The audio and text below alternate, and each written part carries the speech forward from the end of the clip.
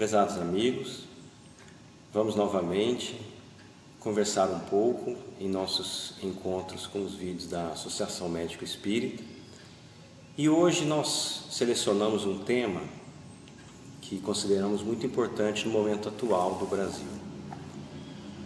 Nós estamos gravando esse vídeo em julho de 2018 e provavelmente nos próximos meses a questão do aborto será novamente debatida com grande força e há uma forte chance desse tema ganhar a aprovação dentro do judiciário para que seja legalizado no Brasil. Como todos sabem, no Brasil o aborto ele só é permitido em caso de risco de vida da mãe ou no caso de estupro. E no mundo todo existe uma certa dicotomia. Normalmente, o que a gente pode dizer? Que no hemisfério norte, generalizando, no hemisfério norte o aborto é legalizado, e no hemisfério sul o aborto ele não é permitido, exceto nessas circunstâncias que eu mencionei. As exceções na América Latina seria o Uruguai, que em 2012 o aborto foi aprovado e entrando em vigor a partir de 2013. E agora, no mês passado, em junho, a Câmara dos Deputados na Argentina aprovou o aborto na Argentina, embora isso ainda precise passar no Senado lá para ter uma aprovação completa. Bom, qual que é o carro-chefe da propaganda pró-aborto no mundo todo, inclusive aqui no Brasil? É para salvar vidas maternas, certo? Quem defende o aborto, eles falam que precisamos aprovar o aborto porque precisamos salvar a vida das mães que abortam em clínicas clandestinas. Mas o fato é que não existe nenhum estudo, nenhuma evidência científica mostrando que há uma correlação entre legalização do aborto e diminuição de mortalidade materna. Pelo contrário, existem vários estudos mostrando que o que pode diminuir a mortalidade materna é educação, é realização de pré-natal, é melhoria da condição de clínica, melhoria de condição de saneamento básico, melhores condições de assistência à população. Nós tivemos aqui na América Latina dois exemplos que vão inclusive contra o que é pregado pelas pessoas que defendem o aborto. No Chile, o aborto era permitido até 1989 e depois que ele foi proibido, a taxa de mortalidade materna ela continuou caindo, certo? Então não é porque depois se proibiu o aborto no Chile que isso tem interferido na taxa de mortalidade materna. Pelo contrário, hoje ela é menor do que era antes, quando o aborto era permitido. No Uruguai, como eu falei, o aborto é permitido no Uruguai e praticado desde 2013. De 2013 a 2017, o número de abortos lá aumentou 37%. E se nós compararmos a mortalidade materna no ano de 2016 com a do primeiro ano, 2013, a mortalidade materna lá aumentou. Então, são duas curvas contrárias. De um lado, o aborto aumenta e do outro, a mortalidade materna que também aumentou. Isso para mostrar que esse argumento de que legalizar o aborto vai salvar a vida materna, isso não faz o menor sentido e não tem nenhum embasamento prático nas publicações científicas. Então, qual que seria, na realidade, o real motivo pelo qual se defende o aborto no mundo? É para um controle de natalidade.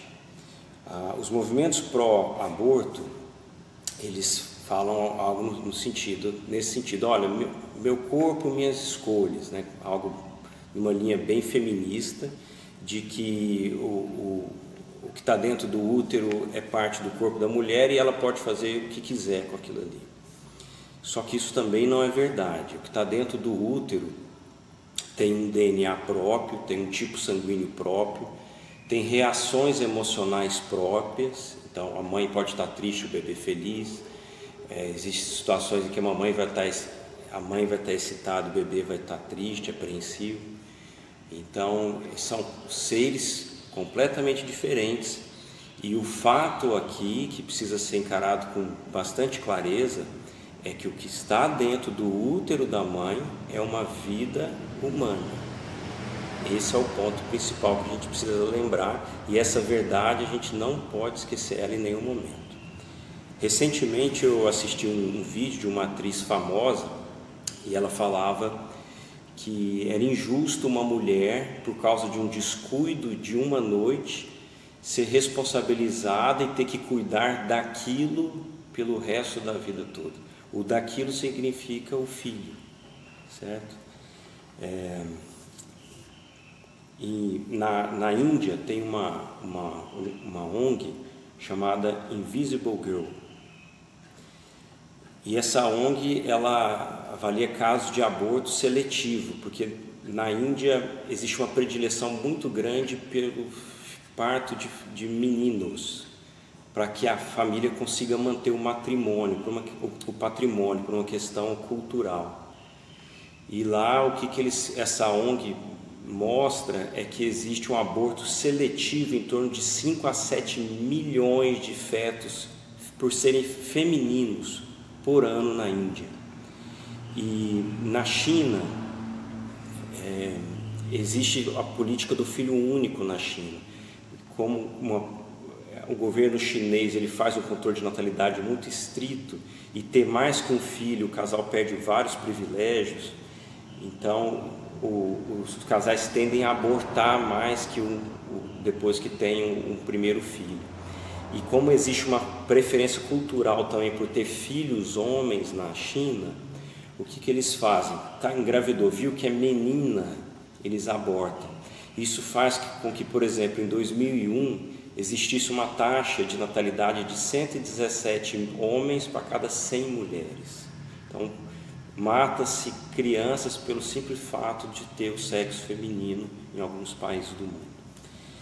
Então, o que a gente percebe? Essa atriz da Globo falando que um bebê é aquilo, ou se matar para manter patrimônio, ou matar para ter privilégios, manter privilégios governamentais, isso tudo na realidade é uma forma de banalização da vida humana, é isso que a gente vê. E uma outra motivo para que se pratique o aborto no mundo é a eugenia. Então, se alguns países permite que, se você vê que o feto, se os pais percebem que o feto tem algum defeito genético, eles têm o direito de praticar o aborto. E essa prática gera algumas situações, ao meu ver, absurdas. Por exemplo, em 2016, a Suprema Corte francesa permitiu que fosse proibida uma propaganda com crianças com síndrome de Down, para que essa propaganda não causasse mal-estar nas mães que abortaram crianças com síndrome de Down. Então, novamente, a gente enfatiza que por trás de todo esse movimento está uma tremenda banalização da vida humana. Recentemente, quando foi aprovado o aborto no Congresso argentino, eu me deparei com uma foto em que algumas feministas do movimento pró-aborto, elas estavam, segundo estava o cartaz lá e o grupo delas, tomando um feto de café da manhã. Então, o que significa isso? Elas estavam comendo o feto para mostrar que aquilo ali não era um ser humano, quando na verdade é um ser humano. E por mais que esses grupos pró-aborto queiram fazer algum tipo de lavagem cerebral para mostrar que o feto não é um ser humano, mas sim, é um ser humano que está temporariamente dentro do útero materno. E esses grupos pró-aborto, eles têm uma agenda, eles têm uma estratégia bem clara. Qual que é essa estratégia? Nos países em que o aborto não é legalizado, é que se implante, que se autorize, que se legalize o aborto. E nos países em que o aborto já é legalizado, é que se faz com que o aborto chegue até o mais tardiamente possível dentro da gestação. Então eu vou citar, por exemplo, só para justificar o que eu falei agora, o exemplo americano. Nos Estados Unidos, desde 1973, o aborto é legalizado. Lá foi legalizado graças a uma decisão da Suprema Corte, em que eles, baseando-se na 14ª emenda à Constituição americana, deram ganho de causa para uma pessoa que queria abortar.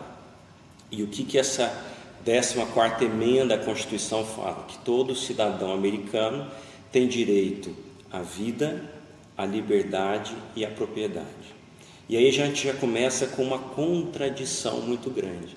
A primeira direito seria a vida, e o segundo a liberdade, mas eles inverteram e disseram que a mãe teria primeiro o direito a abortar antes do feto ter direito à vida, mas é uma decisão de lá.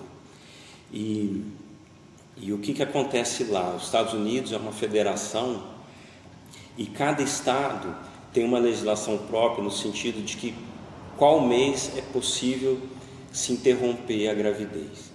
E na última campanha presidencial, quem pôde acompanhar os debates, pôde perceber que a Hillary Clinton, que era uma defensora, claro, dos movimentos pró-aborto, ela queria fazer com que todos os estados pudessem chegar até a última semana de gestação com a possibilidade de se fazer um aborto. Bom, aí, só para que a gente entenda um pouquinho mais como é feito o aborto ele pode ser feito de várias formas. Existe o aborto medicamentoso, em que a mãe toma uma pílula, e essa pílula ela aumenta as contrações uterinas e expele o feto e a placenta. E esse tipo de aborto medicamentoso ele funciona nas primeiras semanas de gestação. À medida que o feto cresce, esse método ele perde a eficácia. Então, a partir de um certo momento, é necessário fazer os métodos cirúrgicos, que normalmente são necessários fazer em clínicas. Para quem tiver mais curiosidade, existem várias clínicas e existe uma famosa nos Estados Unidos, chama Planned Parenthood, e tem no YouTube vários vídeos deles mostrando os métodos deles, né? E eu vou resumir aqui.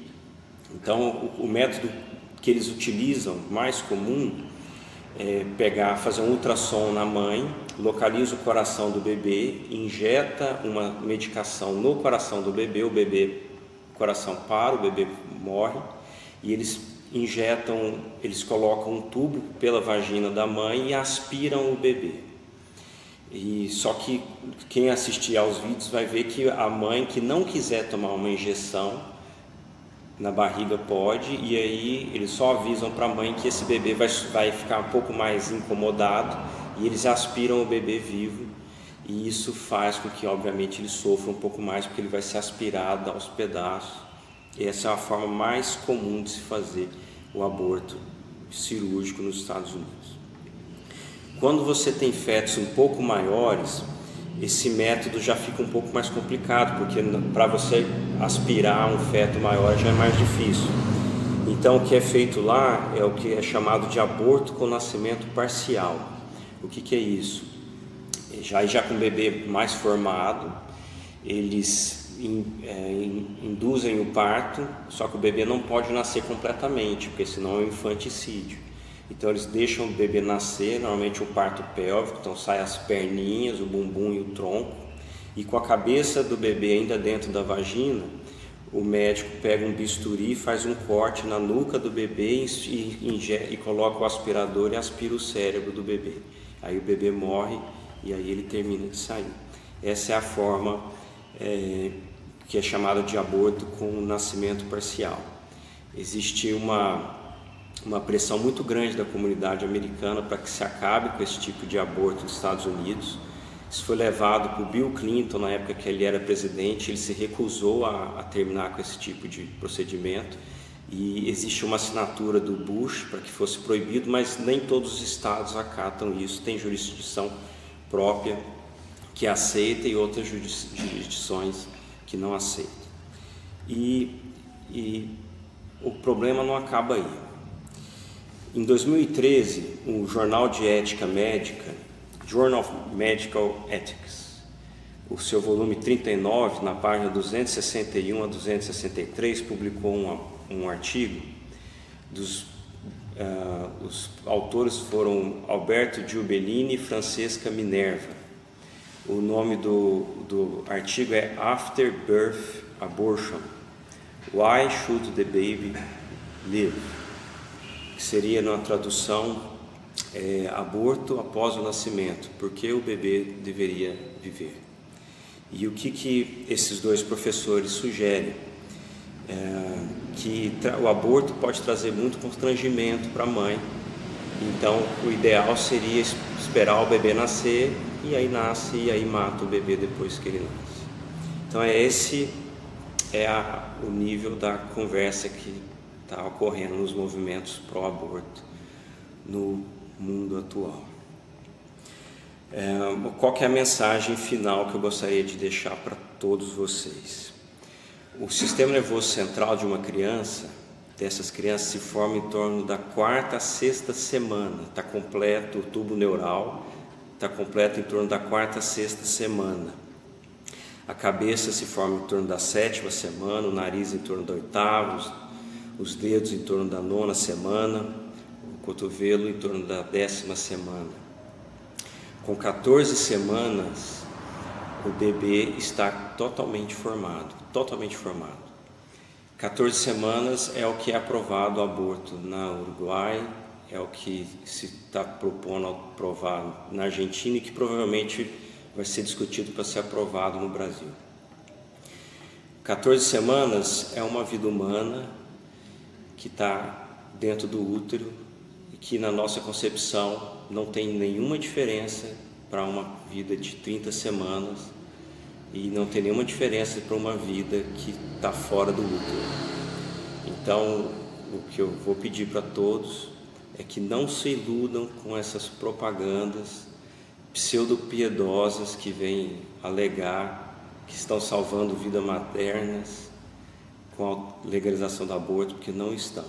Na realidade, estão, sim, matando vidas inocentes. Meu grande abraço a todos e até a próxima.